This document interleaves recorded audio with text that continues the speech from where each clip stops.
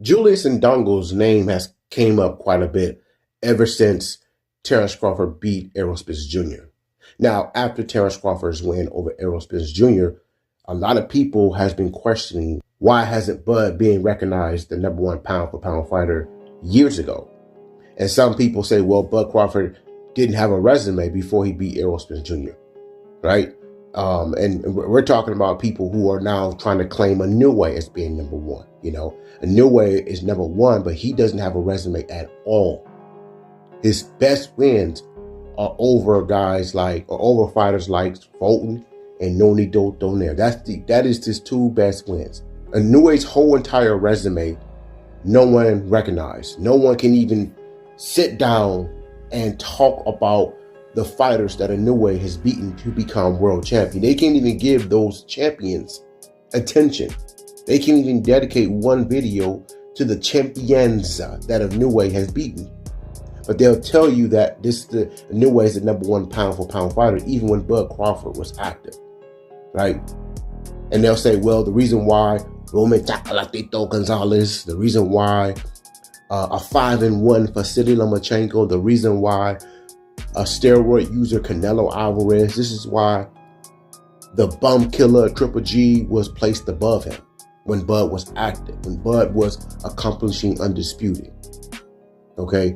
And they'll say, well, Bud Crawford beat Julius Ndongo. Julius Ndongo was a nobody. Bud beat Julius Ndongo to become undisputed. That's what they'll say. They'll point to Julius Ndongo and say, this is the reason why Bud Crawford didn't deserve to be number one, because of Julius Ndongo. So Julius Ndongo, a lot of these fans love to pinpoint and say, well, Bud Crawford didn't have a resume, or Bud Crawford's resume was lacking before he fought Errol Spence Jr. But they don't do this with Inoue. They don't pinpoint Paul Butler. They don't say Inoue beat Paul Butler for undisputed. Who is Paul Butler? I don't blame you for not knowing. He's a nobody. He's the guy that was awarded the title, and Inoue just took it from him. He was a nobody. But the difference between Paul Butler and Julius Ndongo is that Julius Ndongo beat a guy that Bud Crawford was being accused of ducking. Trojanowski. You guys remember him? Trojanowski was Terence Crawford's mandatory, and a lot of these now Inoue fans were accusing Bud of ducking Trojanowski. And Julius Ndongo came out of nowhere and knocked Trojanowski out, and then went over and took a title off of Ricky Burns. So Julius Ndongo had beat two credible opponents, one being the guy that Terence Crawford was supposedly scared of in Trojanowski, and the other guy who was a champion, Ricky Burns. So Julius Ndongo earned his opportunity to fight Terence Crawford for undisputed. And it's not his fault that he was the last guy to that undisputed puzzle. Julius Ndongo did not make up Terence Crawford's resume before Terence Crawford fought Errol Spence Jr. Because again, the best fighter that Terence Crawford fought at 140 pounds was Victor Postol. He, at that time, was a way better fighter than every fighter that Inoue has beaten up until this point.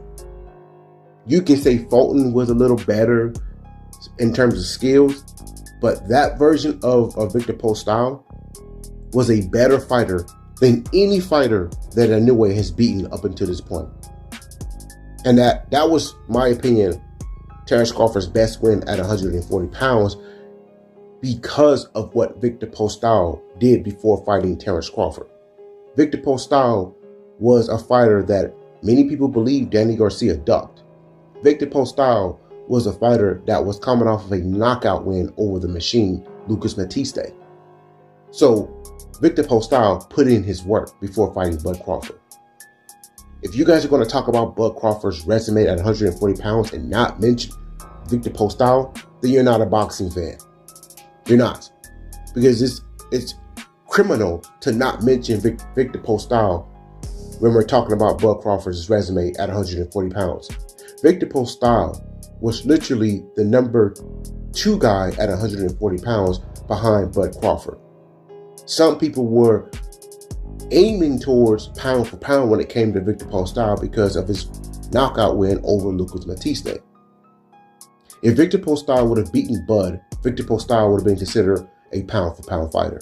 And in truth, Yorkis Gamboa at 135 pounds is a way better fighter than every fighter that Inoue has beaten.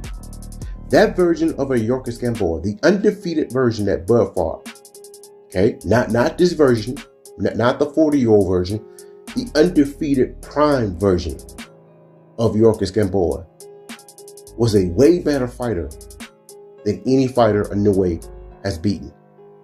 That version of a Gamboa, okay, the 29-year-old, the undefeated 29-year-old, was a way better fighter than any fighter that Inoue has beaten up until this point. Prove me wrong. Tell me what fighter on Inoue's resume is better than that 29-year-old undefeated Yorkis Gamboa. I'll wait. But y'all said Bud didn't have a resume before he fought Spence. That's what you guys said. You guys said Bud didn't have a resume. But tell me who on Inoue's resume is a better fighter than that 29-year-old undefeated Yorkis Gamboa. Exactly. There isn't a fighter on Inoue's resume that you can say that's better than that 29-year-old undefeated Yorkis Gamboa. And so I find it very hypocritical of fans to mention resume when it comes to Terence Crawford getting his respects. Terence Crawford has a better resume than the fighters that you guys praise. You see, resume was never a conversation when Golovkin was being pushed. When people tried to force Golovkin, to the public and claim that he was number one. When people tried to force Roman Gonzalez, right? When Roman Gonzalez was so-called pound for pound. And then fighting guys who had 29 losses. See, resume wasn't even an issue when it came to Roman Gonzalez. Y'all didn't even care about who he was fighting.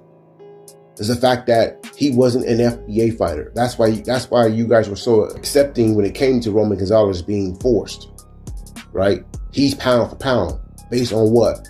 Him beating all these champions. When the question was asked, well, who were all those champions? None of you guys had an answer because you didn't know. You had to go to BoxRec to find out who that guy was fighting. And you damn near got to do the same thing with Junto and Inoue. You got to go to BoxRec to find out who they were fighting. Because you don't know. So it's kind of hypocritical to sit there and say, well, Terence Crawford didn't have a resume before he fought Spence. But then praise guys like Golovkin. And then praise guys like Roman Gonzalez. And now praising fighters like Junto. Are you kidding me? It's nasty work. It really is. It's nasty work. Terence Crawford had a great resume before fighting Errol Spence Jr. Let's not mention that he beat Sean Porter, who at that time was a respected welterweight. He beat Kell Brook, who was a respected welterweight. These are names here, people. These are names that you and I will never forget. These are not guys that you got to go do research on. He beat up Amir Khan, a fighter that you and I respect. All right. Beat up Jeff Horn.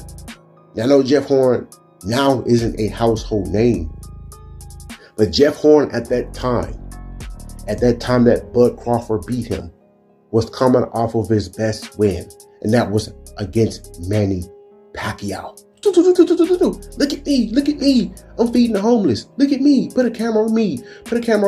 Film me, feeding the homeless. Look at me. I'm feeding the homeless. Everybody look at me. That is who Jeff Horn beat. Jeff Horn was coming off his best win over Manny Pacquiao. And then Crawford went in there and demolished him. So this whole talks about Bud not having a resume is diabolical. Because Bud's resume, it wasn't filled with stars. It was filled with respected fighters. Fighters that you and I know, fighters that you and I have had conversations about, fighters that you and I respected. Those are the kind of fighters that Bud Crawford beat before he started adding stars to his resume. 135, 140, 147, and 168. But he didn't have a resume. That is diabolical. But then praise Inoue, and then try to force Inoue, onto fans who have questions about Inoue's resume. You guys are basically saying, no. Ignore his resume. Don't even ask about his resume. Just accept him as number one. Just accept Inoue as number one when you didn't accept Bud as number one. When you didn't accept Andre Ward as number one. When you never accept Floyd Mayweather as number one. But you're trying to push people to accept a guy that has a blank resume as being number one. It's nasty work.